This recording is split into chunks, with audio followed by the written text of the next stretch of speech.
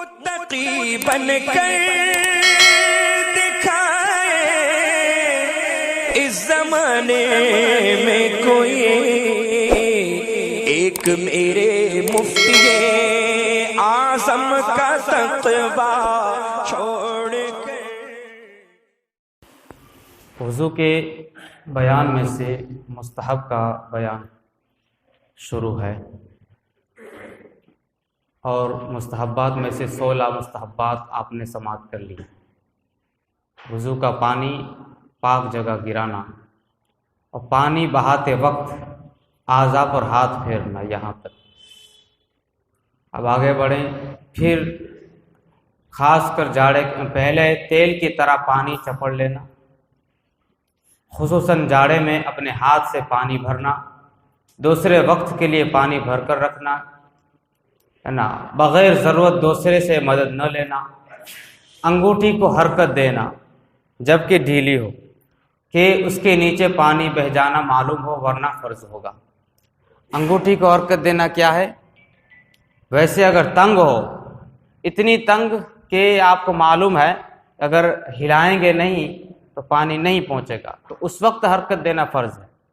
لیکن اگر ڈھیلی ہے، آپ کو معلوم ہے کہ بغیر حرکت دیے پانی پہنچ جائے گا، تو اس وقت حرکت دینا مستحب ہے۔ یعنی اس کے دو پہلو ہیں انگوٹھی ہلانے کے۔ اگر تنگ ہے بہت زیادہ کہ پانی پہنچے گا ہی نہیں، تو اس وقت حرکت دینا فرض و واجب ہے، اور اگر معلوم ہے کہ بغیر حرکت دیے پانی پہنچ جائے گا تو اس وقت حرکت دینا مستحب ہے نا۔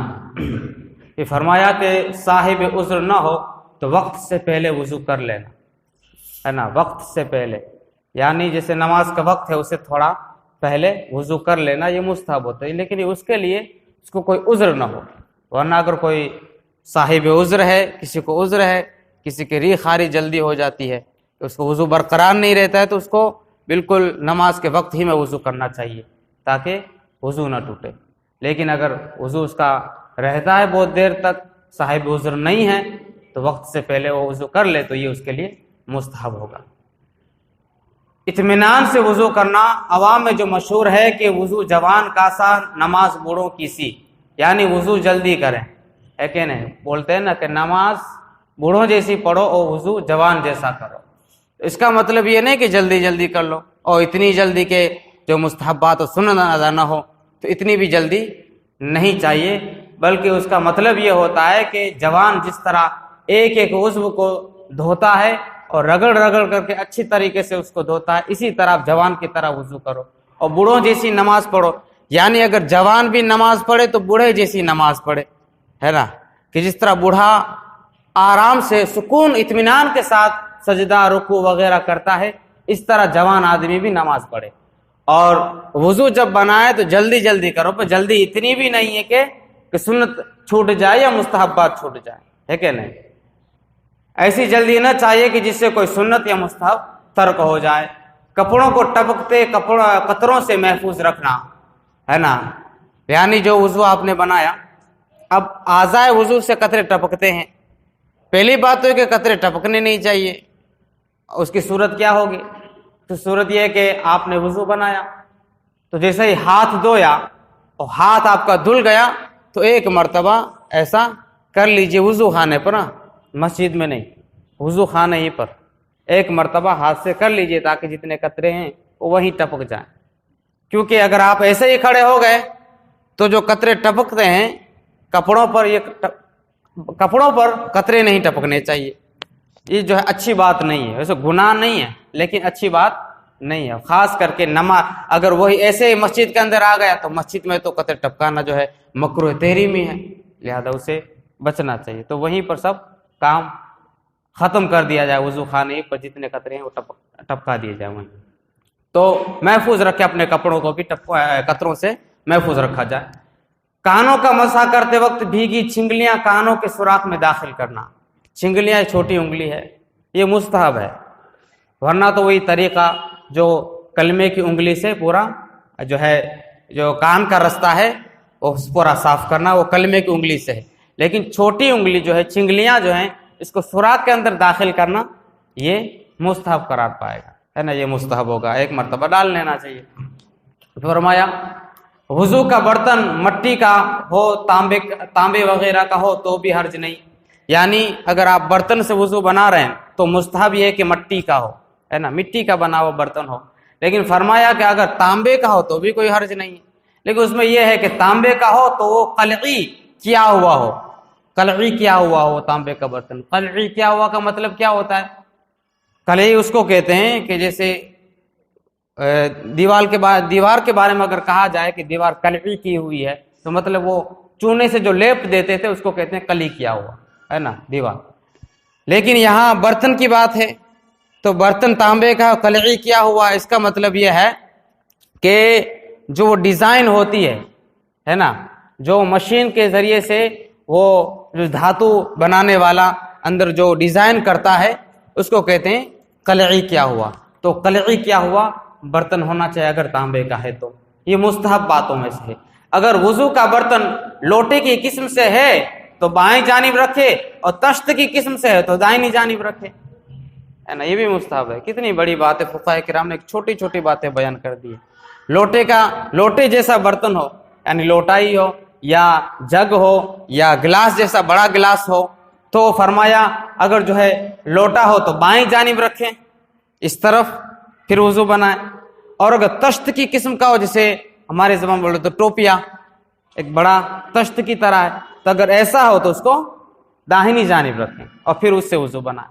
اور پھر فرمایا کہ آفتابہ میں دستہ لگا ہوا تو دستے کو 3 مرتبہ دھو لے. آفتابہ میں، یہ آفتابہ کیا ہے؟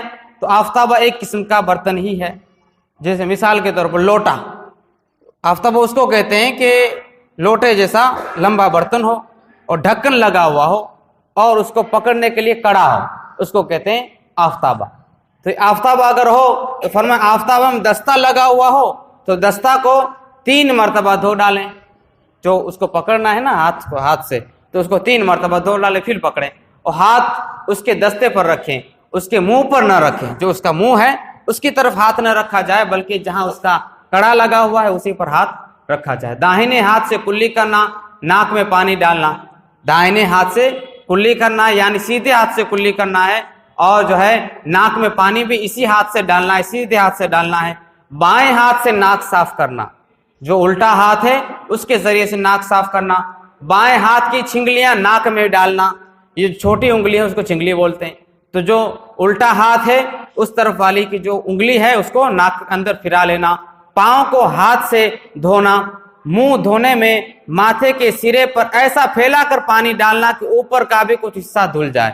یعنی جب منہ جب دھلنے کی باری آئے تو اس طرح پھیلا کر کے پانی ڈالنا کہ جو پیشانی ہے اس کے اوپر سے تھوڑا جو ہے پانی پھر جائے. پھر تنبیہ بتایا کہ بہت سے لوگ یوں کرتے ہیں کہ ناک یا آنکھ یا بھاؤں پر چلو ڈال کر سارے منہ پر ہاتھ پھیر لیتے ہیں اور یہ سمجھتے ہیں کہ منہ دھل گیا، حالانکہ پانی کا اوپر چڑھنا کوئی معنی نہیں رکھتا. اس طرح دھونے میں نہیں دھلتا اور وضو نہیں ہوتا ہے کہ نہیں. کچھ لوگ ایسے پانی چپڑ لیتے ہیں کہ تھوڑا سا لے لیا اور منہ پر مار لیا، اسے اوپر تک نہیں جائے گا. جہاں بال کی انتہا ہے وہیں سے چہرے کی شروعات ہے، جہاں بال کی انتہا ہے وہیں سے چہرے کی شروعات ہے، تو بال کے تھوڑا اوپر تک پانی بہا لیا جائے تو یہ مستحبات میں آئے گا. اور کچھ لوگ اگر بالکل اس کا خیال ہی نہ کریں، یعنی ایسے ہی چپڑ لے پانی تیل کی طرح، ان کا تو وضو ہی نہیں ہوگا، ہے کہ نہیں. یہ مستحب ہے کہ تھوڑا اوپر ڈال لیں تو یہ مستحب ہے، لیکن اگر ایسے ہی چپڑ لیا تو اس کا وضو ہی نہیں ہوتا ہے. پھر فرمایا کہ ہاتھ پاؤں دھونے میں انگلیوں سے شروع کرنا.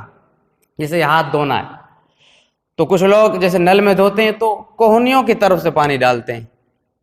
کوہنیوں کی طرف سے پانی ڈالنا مکروہ ہے. لہذا جب ہاتھ دھلا جائے تو انگلیوں کی طرف سے دھویا جائے. اگر لوٹا ہے تو بھی یہی حکم ہے کہ لوٹا ہے تو آپ نے پہلے پانی ڈالا اور ایسا کر لیا، یہاں سے نیچے جائے اس طرف سے. غسالہ جو وضو کا ہوتا ہے، وضو کا پانی وہ کوہنیوں کی طرف سے نکلے نہ کہ انگلیوں کی طرف سے. لہذا انگلیوں کی طرف سے ڈالا جائے کہ کوہنیوں کی طرف نکلے، کہ کوہنیوں کی طرف ڈالے انگلیوں کی طرف سے نکلے، یہ صحیح نہیں ہے، مکروہ ہے کہ نہیں. تو لہذا جب نل میں بھی دھویا جائے تو انگلیاں اوپر رکھی جائیں، کوہنیاں نیچے رکھی جائے تاکہ جو غسالہ ہو وہ کوہنیوں کی طرف سے نکل جائے. اس کا خیال رکھیں. یا پاؤں کی انگلیاں ہیں، پاؤں دھوتے وقت بھی یہ خیال کیا جائے کہ پاؤں پہلے انگلیاں دھلی جائیں اور پھر جو ایڑی کی طرف سے پانی نکلے، ایسا نہیں کہ الٹا پاؤں رکھا جائے ایڑی کی طرف سے انگلیوں کی طرف سے، یہ صحیح نہیں۔ چہرے اور ہاتھ پاؤں کی روشنی وسیع کرنا، کیا مطلب؟ چہرے اور ہاتھ پاؤں کی روشنی وسیع کرنا، روشنی وسیع کرنے کا مطلب کیا ہوتا ہے؟ جیسے قرآن پاک میں ہے کہ ہاتھوں کو دھونا ہے تو کہاں تک؟ کوہنیوں سمیت، کوہنیوں تک دھونا ہے۔ تو فرمایا کہ روشنی وسیع کرنے کا مطلب یہ کہ کوہنیوں تک دھونا ہے تو آدھے بازو تک دھو ڈالیں، آدھے بازو تک دھو ڈالیں، یہ ہو گیا ہاتھ کا جو ہے اس کا وسیع کرنا، ہاتھ میں دھونے میں اس کو بہاؤ میں وسیع کرنا۔ پیر ہے، ٹخنوں تک پیر دھونا ہے، لیکن ٹخنے کے تھوڑے اوپر پنڈلی تک پانی بہا لینا، یہ ہوتا ہے پاؤں اور ہاتھ کی روشنی کو وسیع کرنا۔ وہی بتایا، یعنی جتنی جگہ پر پانی بہانا فرض ہے اس کے اطراف میں کچھ بڑھانا ہے نا، پانی بہانا جہاں فرض ہے اس کے اطراف میں کچھ بہانا۔ اس سے پہلے بھی مستحب گزرا کہ جیسے جو ہے بال کی انتہا ہے وہاں سے شروعات ہے تھوڑی کے نیچے تک، تو تھوڑا اور نیچے پانی بہا لیا جائے، تھوڑا جو چہرے کے اور اوپر تک پانی بہا لیا جائے۔ ایسے ہی ہاتھ ہے تو ہاتھ کے کوہنیوں سمیت ہے تو کوہنیوں کے تھوڑا اوپر یعنی آدھے بازو تک پانی بہا لیا جائے۔ پیر کو دھونا ہے تو ٹخنوں تک دھونا ہے، لیکن تھوڑا اوپر پنڈلیوں تک پانی بہا لینا چاہیے، یہ مستحبات میں آئے گا، ہے کہ نہیں؟ اب یہ ہو گیا مستحب نمبر 32۔ اب آگے جو ہے وہ مسح کا طریقہ بتایا ہے، مستحب طریقہ، لیکن وقت ہو چکا ہے۔ اللہ تبارک و تعالی ہمارے اس بیان کو قبول فرمائے، اگر کہیں بھول خطا ہوئی ہو تو اللہ معاف فرمائے۔ الفاتحہ۔ وصلی اللہ تعالی وسلم علی خیر خلق محمد وآلہ وصحبہ اجمعین برحمتک یا رحمن۔